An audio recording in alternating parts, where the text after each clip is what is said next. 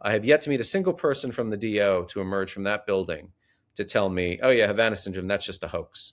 It's just mass hysteria. Every single person I have met, and I've met quite a few now, thinks it's real and thinks that there is a culture of conspiracy to cover it up and to deny that it's real for whatever reason.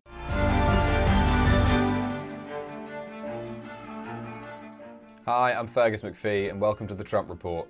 You can watch us every day, Monday to Friday on our YouTube, and you can also listen and follow the show wherever you get your podcasts. Joining me today once again is Michael Weiss, investigative journalist and editor of The Insider. Michael, thank you so much for coming back on the show. Yeah, it's a pleasure. Now, we're going to do something a little bit different today, especially in these first few days of 2026. And we're not actually going to talk about the president that much, because I want to start the show by talking about Havana Syndrome instead, also called anomalous health incidents, or AHIs, because CNN ran a piece this week that kind of brought it back to wider attention in the US. But I know that this is something you've been reporting on for quite a while. I have quite a few questions, but to start with, for people who might not know, can you just give a brief explanation of what it is and kind of how you started reporting on it? Yeah, so in 2016, 2017, it came to public attention in the United States that um, American diplomats, spies, military contractors, FBI agents stationed abroad, clustered to begin with in Havana, Cuba, where the U.S. had then, reopened its embassy after years of Cold War with the Castro regime, started to befall very strange neurological symptoms. They complained of intense headaches, nausea, dizziness, really vertigo. There are other physiological conditions. Many were diagnosed with traumatic brain incidents, injuries. And many were so badly debilitated by whatever it is that had affected them, that they had to be medically retired from their jobs, including a guy who was the acting chief of station in Havana for the CIA, who is now legally blind in one eye, has to wear a weighted vest because the vertigo is so severe that he literally will tip over if he just walks on 2 feet. Um, and so this prompted a great deal of speculation and debate. What's causing this? Could it possibly be a directed energy weapon using radio frequency or acoustic sound? If that's the case, then who is wielding such a device? There was some speculation, maybe the Cubans were doing this, because obviously the big locus for it was in Havana. And a series of investigations waged by the U.S. government sort of came up short. There was one report, the intelligence community expert panel on plausible explanations for anomalous health incidents. And I do want to call it that, or AHI, as to use its acronym, rather than Havana Syndrome, for reasons I'll get into in a second. And this panel, which was co-chaired by Dr. David Relman, who's a very prestigious microbiologist at Stanford University and was recently just on the National Security Council for Joe Biden, for pandemic planning and preparedness, found that indeed that there were technological devices that could plausibly explain how these patients were coming down with these conditions. Within the medical community, there were those who suggested, well, they might have some underlying condition. There might be known factors or environmental causes that might, bring about these symptoms. But this panel determined that the physics work. There were certain countries that we know had been working on research into using directed energy as a weapon to inflict harm on human beings. And one of those countries, unsurprisingly, was Russia. They've been studying this stuff since the 1950s and really kind of ramped up their efforts in the 1970s using a scientific research facility in Kharkiv, which is now Ukraine. But there was never any consensus, and quite a lot of back and forth about, is this even real? Could this just be an outbreak of mass hysteria or some sociogenic illness? People hear that there's such a thing called Havana Syndrome, and these are the kinds of things that you might expect if you had it, and suddenly everyone's got it, right? And for a while, the U.S. intelligence community was being not I wouldn't say even cagey, but unforthcoming about the evidence. They would say, well, some of these victims had gone to Walter Reed, some of them had been sort of properly checked out, and we can't really make any solid determination as to what the causes were. Um, 60 Minutes, our investigative partner, I work for the Insider, which is an independent Russian news outlet. 60 Minutes had done several packages on their show dedicated to AHI, and had sort of moved the needle to such a degree that, at least within our space, we believed there was that this was a real condition and a real phenomenon, and that it was very likely that there was indeed a weapon being used against spies, diplomats, and American service people abroad. And several years back, the Insider decided to try and figure out if there was any evidence from the Russian side to corroborate these allegations. And what we found was Unit 29155 of the GRU, which is Russia's military intelligence service. Everyone in the UK will know who they are because they were famously or infamously responsible for poisoning Sergei and Yulia Skripal in Salisbury. They also blew up a series of ammunition and weapons storage facilities in the Czech Republic and Bulgaria, dating back to 2011, as we later uncovered. They plotted an abortive insurrection or coup in Montenegro on the eve of that country's accession to NATO. They got up to all sorts of nasty business. And the important thing to understand, to emphasize about 29155, they do not engage in pure espionage. So they don't just go around and spy and collect intelligence. They do kinetic operations, poisonings, assassinations, sabotage. That's their USP. We found that members of 29155, one member in particular, a scientist, had been researching directed energy weapons. The uses of acoustic sound in an urban warfare environment was the literal title of one of his perspectives. So that was a bit of a tell. The other thing that we noticed is we could geolocate known operatives of 29155, including the son of the founding commander of the unit. The founding commander is General Andrei Avrianov, who's now deputy director of the GRU. Such are his laurels within the service that he's been promoted to, be one of on the upper echelon of the organization. His son is called Albert, and he's been grooming Albert Avrianov to sort of inherit the throne and to take over this unit. We found that Albert Avrianov and another guy called Gordienko, we geolocated them to two places, both years apart and hemispheres apart. Tbilisi, Georgia, in one case, and Frankfurt, Germany, in the other. Frankfurt, Germany, in 2014, so predating Havana, Cuba, where we knew two victims had succumbed or had taken ill with symptoms consistent with Havana Syndrome, or AHI, sorry. And we interviewed those victims. We queried their medical records, contemporaneous medical records showing that they had traumatic brain injuries. They had, doctors had diagnosed them, right? There was no mass hysteria. There was no, kind of manufactured symptoms here. They didn't know what was happening to them in real time. And both of them had the same exact experience where they were literally knocked off their feet by this intense feeling of pressure and sound in one side of their head, right? So it Does that come yeah. on? It might be different for each sort of case. Does that come on kind of suddenly all at once, or is it a gradual? Comes on extremely suddenly. And not only does it come on suddenly, it can stop suddenly if you leave the X. So in other words, you're standing, in one case, one of the victims was in her laundry room in a home in a suburban part of Tbilisi, Georgia. She worked for her husband worked for the Department of Justice. She was doing the wash, basically, folding laundry or something. And suddenly she felt this in one side of her head and became instantly nauseous, threw up. And when she left the spot that she was in, the symptoms abated. But they would recur. They would come on again later. Another victim was, I think, walking in the stairwell of the U.S. consulate in Frankfurt. This was an intelligence officer under diplomatic cover, and was like knocked off her feet, knocked unconscious, and woke up in hospital in Frankfurt with doctors saying you've just suffered some kind of traumatic experience or event.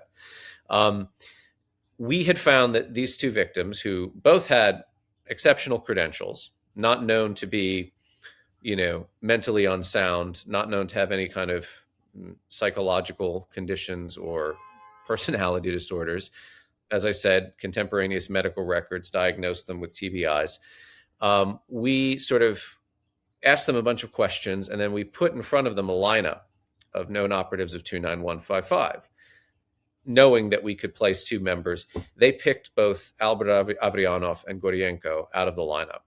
And these were two people that we, again, could find based on travel records had been in the exact place at the exact time that they succumbed. So we sort of stitched this together and also figured out there was a big cluster of attacks against Americans working for the government overseas in 2021, the fall of 2021. And one of the things that we found is almost all of them had some connection to countermanding Russian intelligence or influence operations. Many of them had either served as CIA officers in Kiev Station after Euromaidan and after the ouster or the flight of Viktor Yanukovych, the pro-Russian president of Ukraine, and the outbreak of a revolution, and then subsequently the first Russian invasion of Ukraine in 2014, culminating with the annexation of Crimea and a launching of a dirty war in Donbass. Or if they hadn't served themselves in Kiev Station, a lot of people in the CIA are married to other officers in the CIA. Their spouses had served. So there was this really clear through line. And in terms of locations, they've kind of been like all over the world. I've got China, India, the US, UK. Yeah, Vienna was a major cluster in 2021. Tashkent, obviously Cuba we've discussed, but Frankfurt, Germany in 2014 was an interesting example, and I believe that occurred after the takeover of Crimea. So again, a picture began to emerge here. What happens in 2014? Well, obviously, Russia goes to war with its next door neighbor. It really kind of galvanizes international Western NATO sentiment that, we are no longer in a state of Cold War with Russia, but this Cold War is becoming increasingly hot, and we have to prepare for perhaps another twilight struggle or some kind of confrontation. And so you can imagine, and perhaps we're giving too much credit to the Kremlin and to the GRU here, but one hypothesis of ours was the Russians had alighted upon all of the kind of figures, the well-trained intelligence officers, subject matter experts, who would be kind of stood up to push back against Russian hegemony in Europe, and decided to remove these pieces from the chessboard and remove them in such a way that there was plausible deniability. They're not doing what they did to Alexander Litvinenko or to the Skripals, right? They're not trying to assassinate these people, because that would be a bridge too far. That would be too escalatory. Instead, they are trying to harm them, to maim them, but to do it in a way without any real discernible forensic evidence. There are no shell casings here. There are no stab wounds. There is no. I mean, there are physical manifestations, obviously, of AHI, but where is the weapon, and who are the culprits, and so on and so forth. And so one of the added injuries of this condition has been, especially for the victims that we have queried, that their own government, and in the case of CIA officers, their own organization, their own intelligence service, deny that their suffering is real. Or if they acknowledge the suffering is real, they try to dismiss it or write it off as, other explanations. They decline to admit that A, such a weapon can exist, and B, that a hostile foreign power is responsible. This is, I think, the headline quote from the CIA report, which is 22 and 23. It said it found it was very unlikely to be caused by an energy weapon in the hands of a foreign adversary. But, of course, the reason we are talking about this today is that earlier this week, obviously, CNN revealed that in the final days of the Biden administration, the Department of Homeland Security with the Department of Justice purchased a device that looks like it may be linked to some of these incidents. And since that piece has been published, we've not heard any kind of real official reaction to it from the US government. Yeah, but let me, before we delve into the device and sort of, what the scuttlebutt is within the intelligence community, let me back up a little bit. So you mentioned the intelligence community assessment in 2023, which kind of was very dismissive of this. Several things have happened since. Well, number one, we've done our investigation with 60 Minutes and Der Spiegel. 60 Minutes' package won an Emmy for outstanding investigative journalism. It's a nice, ratification of our work. I can tell you that some of what we found not only had not been known by the CIA and by the team that was tasked with investigating Havana Syndrome, which didn't do a very good job of investigating anything. And in fact, our belief and what we have, good cause to believe from former officers within the CIA, they basically set out to hear no evil and see no evil. Leave that to one side for a moment. But that team did not know about the presence of 29155 operatives in particular in the places that we were able to locate them. And we know that after we said Albert Adrianov was in Tbilisi, Georgia, in whatever the date was, 2021, CIA station in Tbilisi ratified that finding and sent it back to Washington. So there were pieces of the intelligence community that were scrambling to try and certify what the Insider and 60 Minutes had uncovered just using journalistic methods. But more important than that, the ICA that came out at the tail end of the Biden administration, 2024, two intelligence agencies. One of them we know is the National Security Agency, which does signals intelligence and collection, eavesdropping and stealing documents and cyber operations and so on. And another intelligence agency, which is connected to the Department of Defense, altered their assessment on Havana. And so they went from saying it is very unlikely a directed energy device of this nature can exist to saying actually it's 50-50. A device like this may exist or may not exist. One agency said it may exist and a hostile foreign power may be wielding it in the field. Another agency said the device may exist, but we don't think it's likely. It's very unlikely a hostile foreign power is wielding it in the field. Then another thing happened. Congressional oversight of the intelligence community is embodied in two organizations.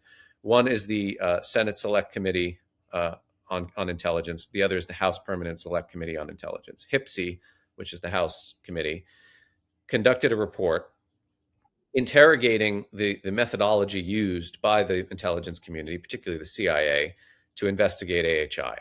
And that report, the unclassified version, is damning. The classified version, from what we understand, is eye-poppingly damning. That report found that there was a, quote, lack of analytic rigor in the intelligence community's investigation of this issue, and also found that it is increasingly likely that some cases of AHI are caused by a foreign adversary. Now, some cases is important. Underscore the word some.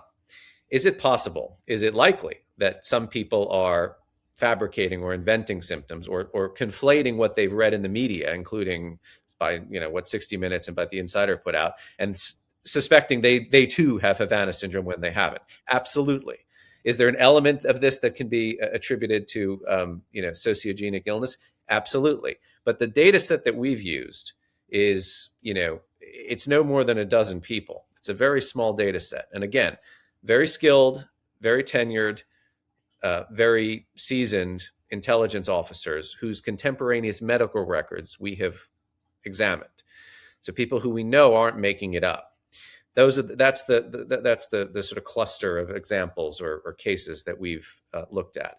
And there has been to date no credible explanation for what could have caused this other than they were afflicted by some kind of weaponized form of energy, most likely radio frequency, possibly acoustic. And so now you have on the back of this sort of needle moving disclosures of new evidence coming to light, you have CNN reporting something that has been sort of rumored and talked about for the better part of a year, which is indeed the Department of Homeland Security Intelligence Agency acquired a device paid for by the Department of Defense for 8 figures somewhere. Yeah, somewhere we're told on the black market. And this device, this is important, is small. It's man portable. It can fit in a backpack, and I'll explain why that's important. And two, This device consists of Russian or contains Russian components. Not all the components are Russian, but some of them are. Yeah. So But they would tell. does that mean Yeah. we don't necessarily know who made it, but it has sort of Russian pieces in it?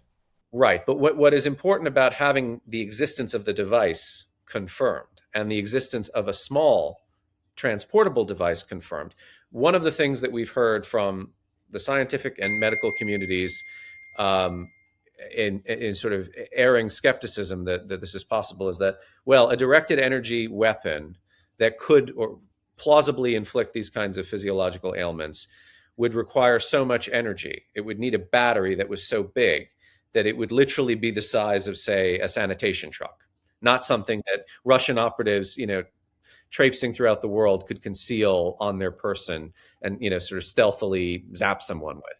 Well, now we find out, in fact, that there is such a technology that they can use for that purpose, and that wasn't really. I mean, we always found this kind of quite extraordinary that this was a controversy or this is somehow in dispute. People were referring to technology known to exist in the 1970s and 80s. And I mean, I ask you, Fergus, has any technology not been miniaturized in the subsequent decades? I mean, I'm talking to you on a laptop computer.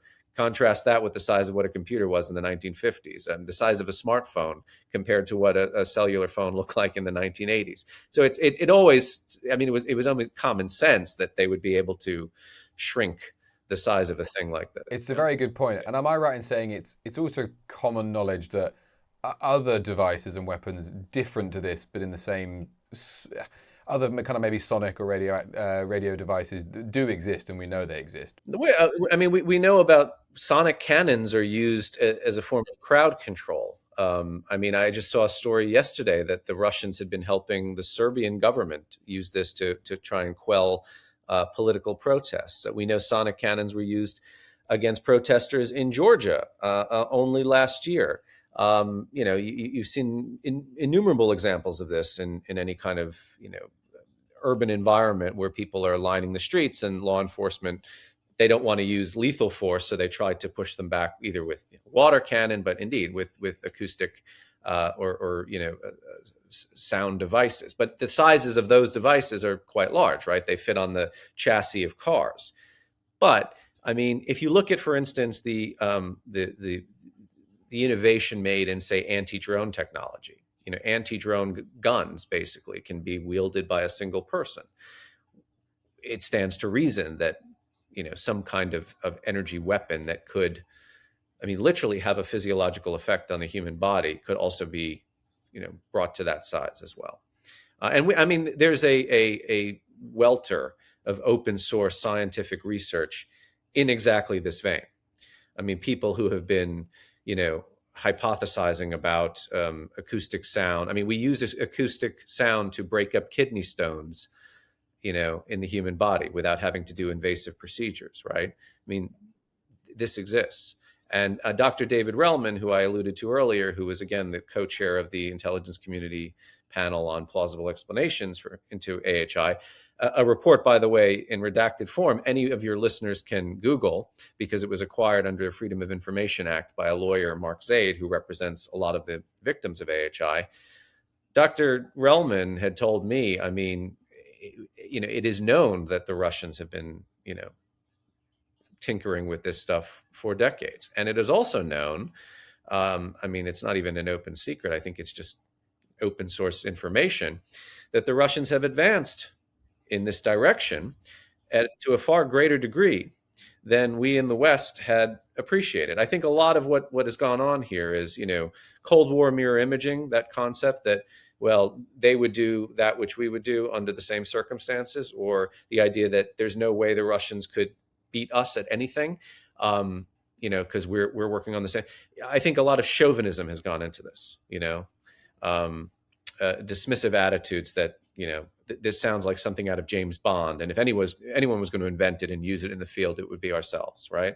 And now, of course, you have speculation that the Americans are using this in the field because after the operation to snatch Maduro from Caracas, the Venezuelan security apparatus were giving interviews and testimonies suggesting that the Americans might have wielded some kind of device like this. We haven't seen any evidence. We haven't seen any evidence. And national security or military reporters that I've talked to, based on what their sources in the Pentagon are telling them, suggest that, I mean, no, if anything that was used non-lethally against what we now know to be not just Venezuelan, but Cuban security officers in Venezuela, it has nothing to do with AHI. It's a totally different technology. Would the Venezuelans just say that as a way to save face? Or as a way to, make the Americans even seem, more formidable and scary and shadowy than they even were. I don't know. I mean, yes, there's a number of reasons you could come up with for why they would say that. Okay, just quickly, you mentioned then that a lot of people dismiss it because it's kind of, it almost feels like it's out of James Bond or a spy novel. Well, Yeah. at the time of your original reporting, I think you know where I'm going with this. JD Vance posted on X saying it feels a little bit like journalists have lost their minds. Now, not only we know these weapons, or these devices do exist, but they are, or at least one of them is in US hands. Yeah, and has been, not since or at the time he wrote that, but has been since he has been vice president. So if JD Vance wanted to, and I'm sure to some degree he has, he would have access to even greater bits of information or insights as to what the United States has collected on this issue than even I could have. And in fact, what I'm hearing now is, for many weeks and months, there has been a rumor suggestion that the Office of or the ODNI, the Office of the Director of National Intelligence, was coming out with a statement, essentially echoing what Hipsey had said, which is that the IC did a piss poor job of looking into this, perhaps even pointing in the direction of a foreign adversary being responsible. But this has gotten gummed up in the works. I can tell you that people in the very senior level at the CIA, what's known as the seventh floor of the building, absolutely. I mean, to a degree that's almost alarming, because you're supposed to be dispassionate in intelligence. You're supposed to say we don't have any evidence for this, but we're open to changing our mind should more evidence come to light. Not only is there more evidence that the CIA is willing to disclose publicly, but there have been actors at very senior levels of this organization, including the current director of the deputy director of analysis at the CIA, which is a very high-ranking position. Before he got that job, his job was to lead the task force looking into AHI. It was known as the GHIC. The GHIC not only came up with nothing and dismissed this out of hand, the GHIC did not interview any CIA officers with AHI, right? Do basic forensic spade work, detective work like we did. They could not determine, they were able to geolocate Russian intelligence assets in certain places, but they didn't drill down to the level of granularity to attribute to 29155, which again, the very presence of 29155 anywhere in the world is indicative of something kinetic either having happened or about to happen. They don't collect, they don't do espionage. They didn't do that. So I haven't met, let me just put as a top line, I have yet to meet a single person who has come out of the Directorate of Operations, which is, officers in the field who work as case officers, people who put themselves in harm's way under diplomatic cover or whatever. I have yet to meet a single person from the DO to emerge from that building to tell me, oh yeah, Havana Syndrome, that's just a hoax. It's just mass hysteria. Every single person I have met, and I've met quite a few now, thinks it's real and thinks that there is a culture of conspiracy to cover it up and to deny that it's real for whatever reason. And I invite your audience. I mean, I've heard so many different explanations as to why the US government isn't coming clean. Number one, it indicates that we can't protect our personnel in the field, and that's going to create a crisis of morale and also put a damper on recruitment. Come work for the CIA, and you might be medically retired by an invisible death ray somewhere in the world, right? And it doesn't exactly scream, join us. Number two, if this is attributed to the Russians, is it an act of war? And if it is, does it demand a reciprocal response? That's a very dangerous, forbidding question to ask, or at least it was before the full-scale invasion of Ukraine, where CIA is now doing all sorts of interesting and provocative things to the Russians. Number three, the fear of proliferation. If we acknowledge a device like this exists, everybody, including international criminals, are going to be out to get it, and we're not going to have any kind of means of countermanding it. So again, I don't pretend to know the answer, and maybe it's a variety of answers, but there has been a very concerted effort. And this is not just coming from me. Other reporters who've covered this beat, including reporters who were quite skeptical about AHI, such as Shane Harris, who used to be at the Washington Post, now he's at the Atlantic, have written stories looking in the rearview mirror saying, why was it that the CIA was almost passionate, ardent in their denials that this was real? They don't behave like that about anything, but about this they do. Michael, thank you so much for joining us, and it's really fascinating, and it's great to see that investigative journalism is alive and well. Thanks, Fergus. Yeah.